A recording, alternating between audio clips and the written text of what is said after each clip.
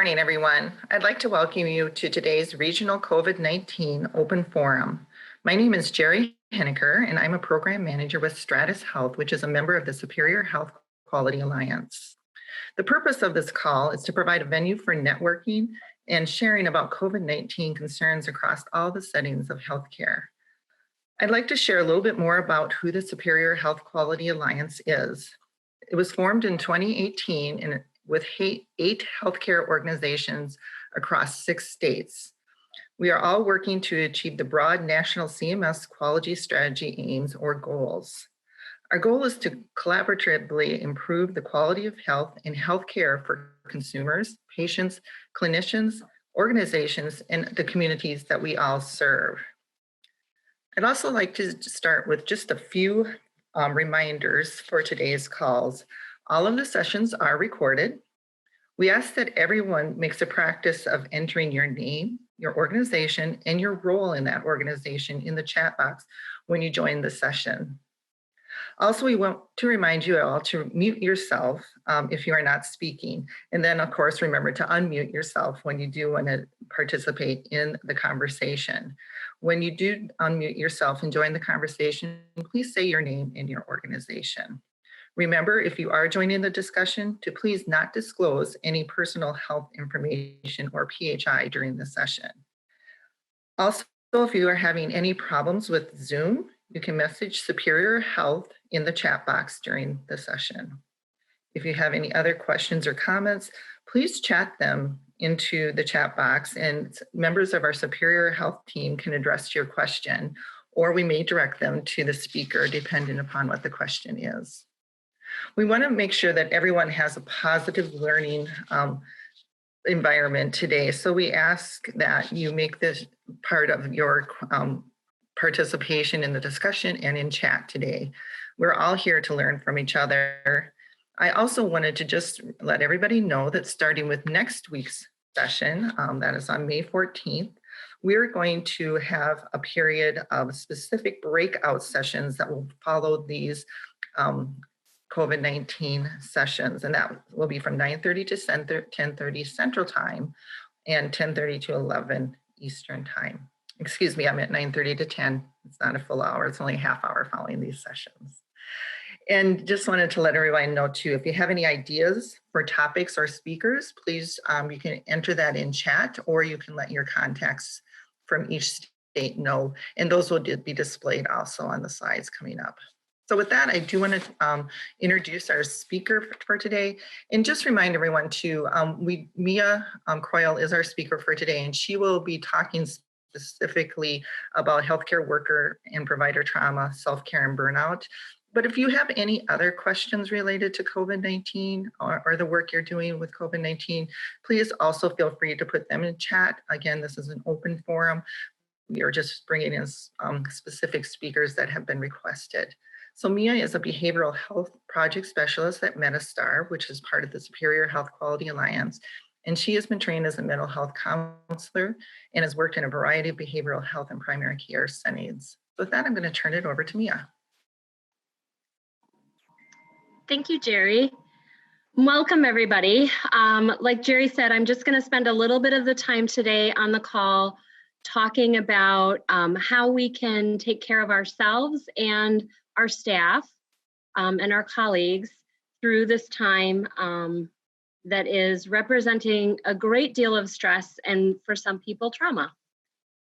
Before we jump into my prepared remarks, I'd like to ask if everyone can go along with me on just a little activity to help sort of center us.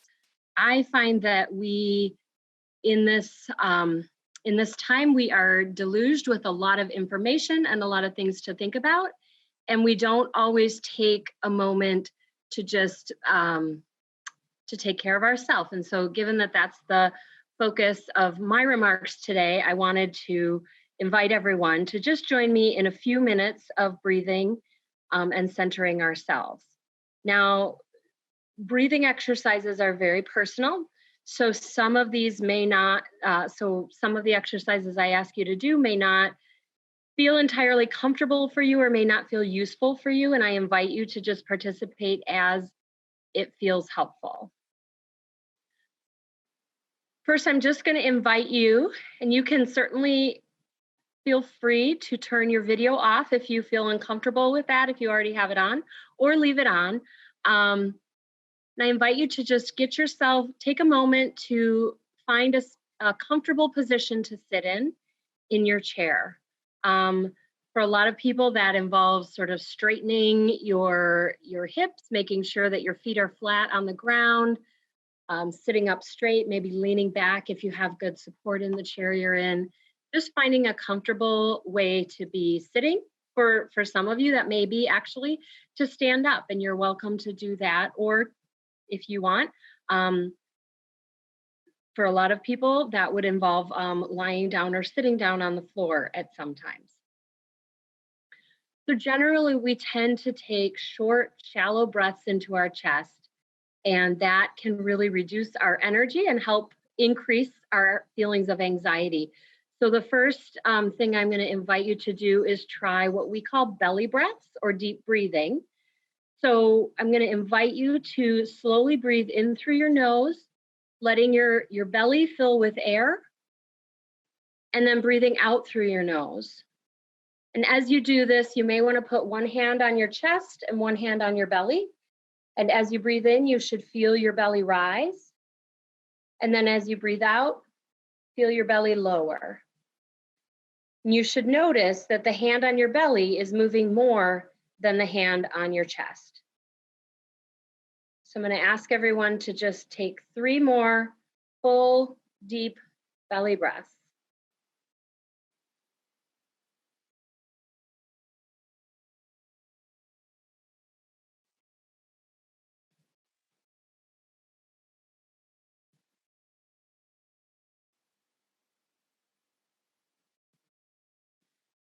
So that is one very common deep breathing technique that can help us sort of recenter and re-energize our bodies, get us back to a state of a little more organization and calm.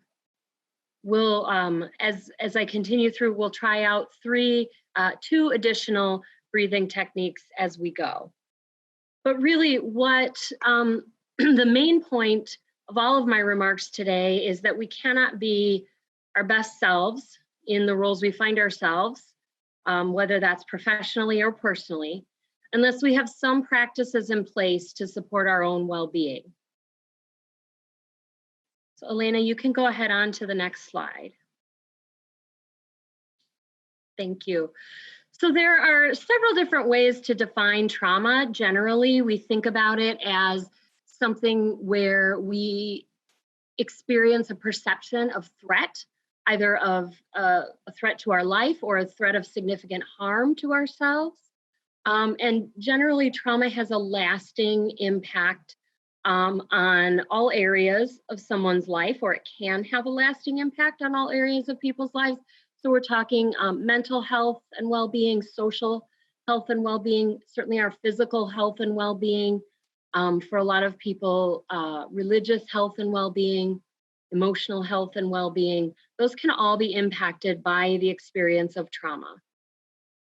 I like to think about the acronym NUTS, because that's how some of us feel a little bit when we're experiencing trauma. So we experience trauma when it's something new or novel, it's unpredictable, there's that threat that is present, and we sense this loss of control.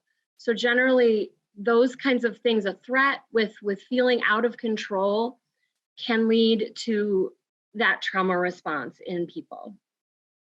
Go ahead to the next slide, Elena. And so if we think about our current situation with the COVID-19 pandemic in the context of that trauma, there are many aspects of this that may represent trauma for individuals. The scarcity of personal protective equipment often has people feeling like they might be at physical risk going to work. The sense of personal risk, just going out in the community, interacting with other people, and for those of us in healthcare, going to our jobs and doing our work on a day-to-day basis, there's a sense of personal risk. That personal risk then also translates into the risk to our loved ones. Many people worry about bringing COVID-19 home from work to their families, or they may be concerned about other loved ones who aren't with them physically, but who are at higher risk, older parents, other people we know and love who might have chronic conditions or be at a higher risk. And so that anxiety and that sense of risk that is posed to them as well. We also in healthcare really care a lot about our patients. And so we perceive risk when we think about our concerns about them. Are we doing our best to care for them? Are we taking every precaution to keep them safe? When we notice and observe them experiencing suffering or hardship as a result of this, all of those can be triggering of some trauma responses in us as healthcare providers as well. And then if we think about the things that normally help buffer some of that, we really don't have access to a lot of our typical sources of social support, sources of stress relief. You know, if you normally go to the gym, your gym might be closed. If you typically find solace in church, your church may have switched to virtual. So a lot of these things that we typically can rely on are not just as easily and readily available to us. And then on top of all of that, for some of us in healthcare, there's just increased physical demands because of the increased workload of caring for people and caring and performing our tasks with new restrictions and precautions in place.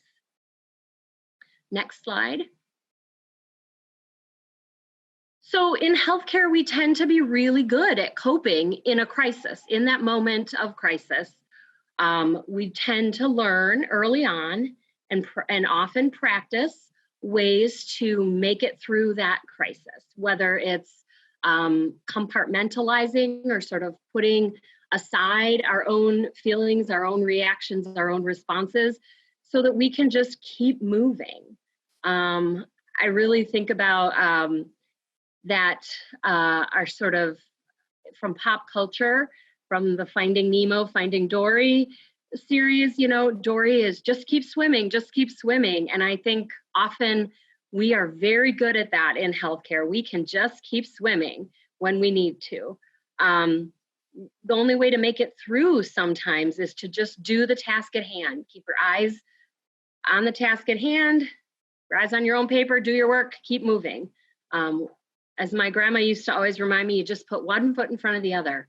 And that carries us through, that very effectively carries us through. If we think about in an emergency room situation, if you stop to mourn the trauma that you're experiencing, you're not going to be able to heal or address the trauma. And that's true in all of our settings as well. We learn to set aside what we're experiencing to do our jobs. Next slide. So the concern is that when we set that aside over and over again, we eventually reach a point of emotional saturation. We don't have anywhere left to put all of that exposure to trauma and stress that we've been bottling up over time to just continue to make it through. Sometimes this is referred to as burnout. I tend to not like, I tend to think the term burnout, the metaphor that implies is a little too fatalistic. Once something's burnt out, it generally isn't replenished in any way. Versus if I think about saturation, it's like a sponge. And when the sponge is full, you need to do something to squeeze that out, but then the sponge can be effective again once you've released some of that saturation. So I like the metaphor of emotional saturation. Just feels a little more empowering for me individually. So we know that stress and that trauma that we're exposed to on a daily basis during this time impacts us. In order to do our jobs well, we have to be in a vulnerable place at times in order to show care and compassion toward the people we serve. we have to be vulnerable, and that vulnerability comes at a great cost oftentimes to us. So there's also a concern that, as we're doing this work, this is always true, but I think it feels especially true in times like these. We don't leave because the work is done. We leave because we're done. If our shift is over, that doesn't mean that the individual you've been caring for is healed, per se. That doesn't mean they're going home just because we are. And that lack of sort of task completion can also take a toll on us over time, not getting to necessarily see things through. And, in healthcare, we're pretty used to shift work. So we're used to that, but it can feel especially problematic and especially hard to bear in times when we're really under a lot of increased stress. Next slide. So we're as I said, we're really good at sort of bottling it up and setting it aside. But what happens then when we're done? When the crisis at hand has either passed or paused, and we're now left with all of those feelings. So as the need to act passes, we start to feel an increased need to feel. And we've seen this throughout the country as the surge in cases starts to decline, we start to see a surge in psychological symptoms, in mental health problems and concerns, in people's traumatic and stress responses starting to come out. We are beginning to hear quite a bit about how we should expect a dramatic increase in what we often call the diseases of despair: depression, suicide, substance abuse, all of those things that are a result of stress and trauma that's not being adequately processed or dealt with. Next slide. So what can we do to help people cope, both in the aftermath, but also in the interim, right? How can we help people process some of this stress and trauma in small bits as we go along, as they experience it, so that there isn't so much at the end that needs to be dealt with? So it's important to remember that the majority of people who experience a crisis will completely recover. Most will experience some symptoms at some level, and that may be something brief and completely manageable for them. It may be something more significant that they need more assistance with. Some of the most common symptoms that we see might be disturbed sleep, increased fatigue, difficulty concentrating, and unpredictable emotions. And it's important to remember that each of us processes these emotions and the stress in many different ways. I'm going to pause here for 1 minute, and we're going to try another breathing exercise. So this one is, it goes by lots of different names, but really the thought about it is giving equal time for breathing in and out. And as you do this exercise over time, you'll be able to increase how long you're able to do it. But for now, we're going to start with shorter periods of time. So again, situate yourself comfortably in your chair or in your seat or standing, if that works best for you. And we're going to slowly breathe in through your nose for a 3 count. So 1, 2, 3. Hold it for 3. 1, 2, 3. And out. 2, 3. And then we would increase it to 4. So in, 2, 3, 4. Hold, 2, 3, 4. Out, 2, 3, 4. Everybody sort of starts at a different point with this exercise. So 3 may have felt incredibly fast for you, or 4 may have felt very long for you. So my suggestion for this exercise is to start where you are. Start where you're comfortable. And then after you've done that a few times, try to increase it. Generally, we think about starting at somewhere 5 or around there.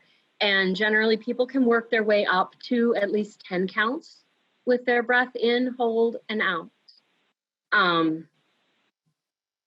So that's just one more sort of mini moment of breathing. We can go to the next slide. So we hear and see quite a lot about self-care, and self-care is important. Self-care are those practices that we can intentionally put into place to sort of shore ourselves up, to give us some touch points that can help us with, sort of staying stable through times of crisis.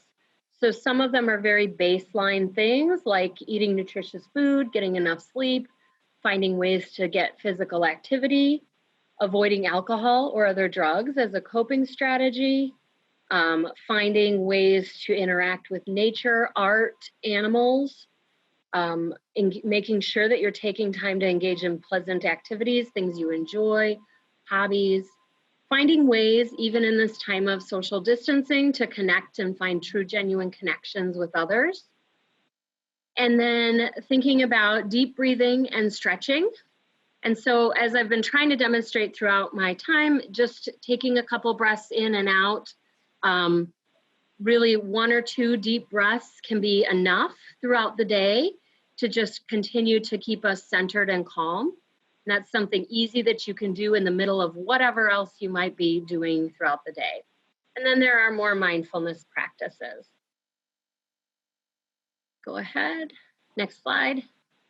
I think it's also important to think about, in addition to self-care, we want to think about what's sometimes referred to as community care. And this is the care that we can structure and provide for others. Are there ways that, rather than asking sort of the drowning person to save themselves, we can throw out a lifesaver for them, offer them some structure around ways to take care. So we can think about doing that in the ways that we are scheduling, as is possible. Thinking about, people are going to have increased fatigue and increased stress. Might we think about adapting our schedules to allow for some of that? And might we find time to build in some times of centering, calm activities or connection with coworkers as part of our daily schedule when they're at work, instead of asking them to get on their own time as well. Showing genuine interest, really listening to staff, asking how they're doing, and then listening, finding out what their needs are, and working to simplify access to resources to help meet those needs. There's been some things done that have been really heartwarming to see about publicly recognizing the value of staff. That can be, shouting it out with a billboard or a parade, or it can be something as simple as a genuine thank you, noticing something that someone did that that deserves a little bit of praise and just saying that out loud to them. We also, as organizations, can identify other community supports and resources and do that legwork for the people who work for us, and seek out and receive feedback without getting defensive or retaliating against others, but really helping people know and feel a little more in control.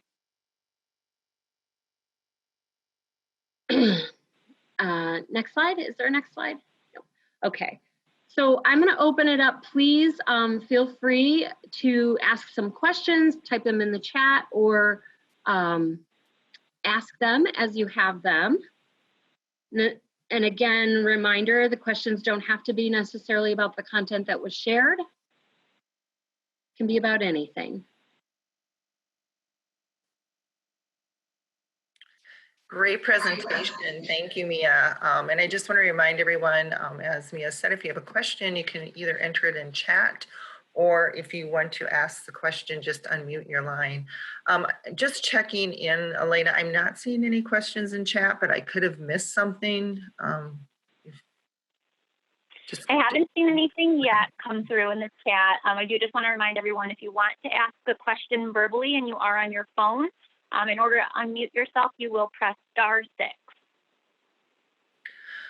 One thing I was wondering, Mia, maybe to get the ball rolling, is one of the things you had mentioned is different ways of relieving stress. And I think we've seen so many things about some of the staff having little videos they show, having little dance parties, at the end of the shift or start of the shift, or even, ringing the bell when a patient is discharged from a hospital or is taking off a ventilator. I'm just wondering, for those on the call, if their organizations or facilities have some way that help the staff where they're working relieve stress maybe on a daily basis, and it's just a little thing, like I said, having a little dance party or something like that. It'd be interesting to find out what others are doing.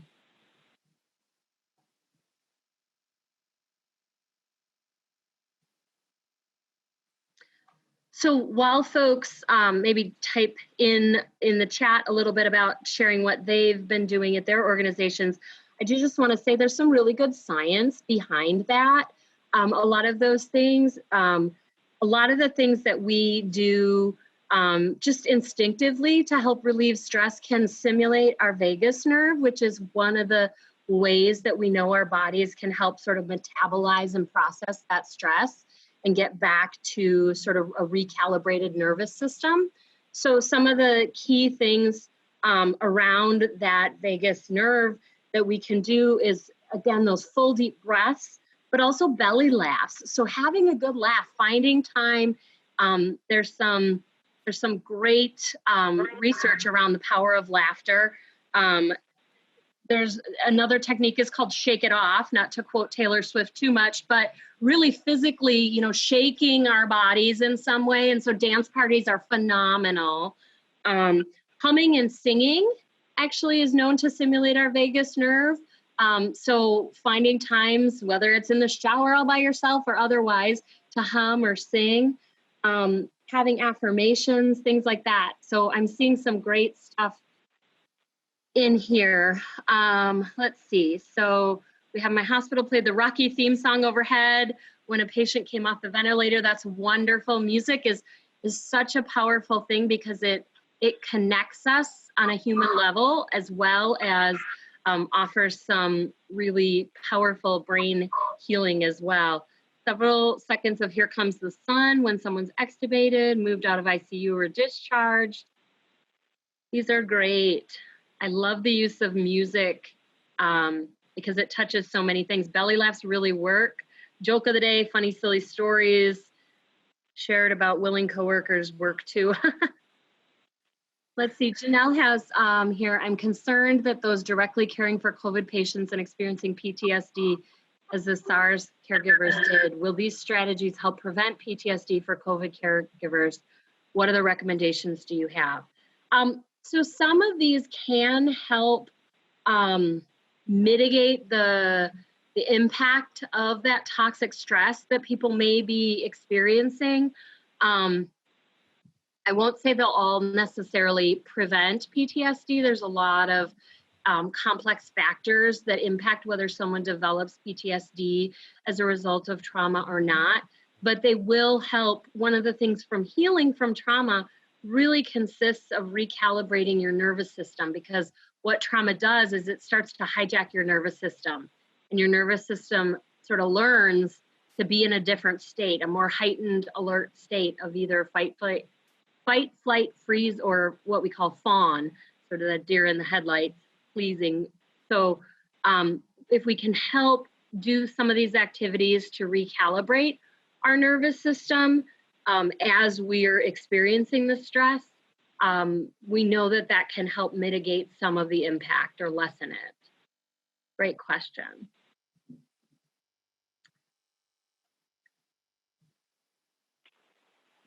I'm not seeing any other questions in chat right now.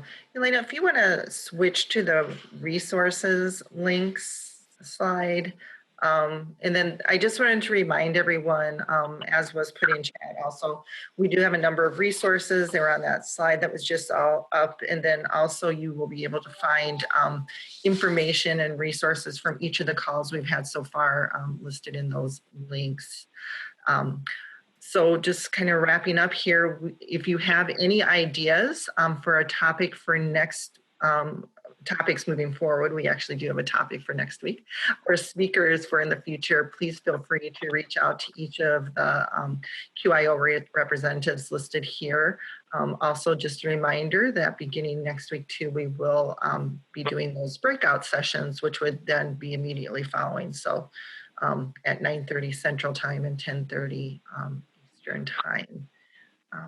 And I think we've covered all the questions.